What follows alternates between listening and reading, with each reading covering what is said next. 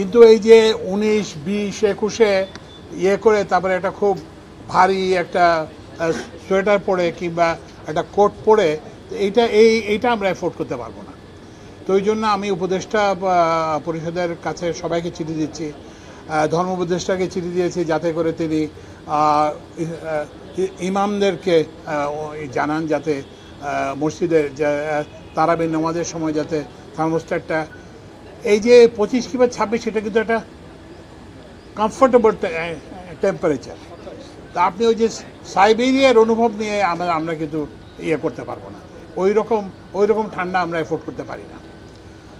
তো ওই জন্য উনি অনুরোধ জানাবেন। তারপরে আমি বাণিজ্য উপদেষ্টার মাধ্যমে ব্যবসা প্রতিষ্ঠানের গুলোকে অনুরোধ জানাবো।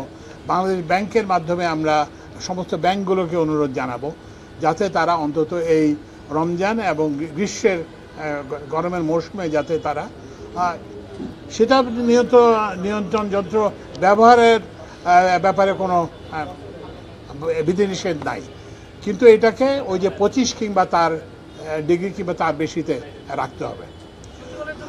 আর সচিবালয়ের জন্য একই, এবং আমরা ক্যাবিনেট সেক্রেটারিকে আমি দিচ্ছি, আধা সরকারি পত্র দিচ্ছি যাতে সচিবালয়ে এটা, কারণ ওই যে এনফোর্সমেন্টটা প্রথম হতে হবে আমাদের ঘর থেকেই।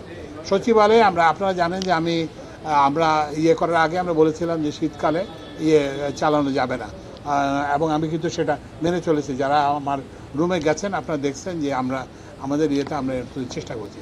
তো ওই জন্য আমরা এটা এখান থেকে শুরু করব, এবং আমি আপনাদের মাধ্যমে এই যে সাংবাদিক ভাইদের ভাই এবং বোনদের আমরা কিন্তু এই ব্যাপারে সহায়তা কামনা করি, এবং আপনাদের সবার যদি সহায়তা পাই তাহলে আমরা আশা করি যে রোজার মাসে মানে বিদ্যুতের চাহিদা এবং সরবরাহের মধ্যে একটা ভালো আমরা দেখতে পাবো, এবং আসন্ন গ্রীষ্মকালও কিন্তু, এবং এটা কিন্তু নিয়মিতভাবে নজরদারি করবে আমাদের বিদ্যুৎ বিভাগের বিশেষ টিম।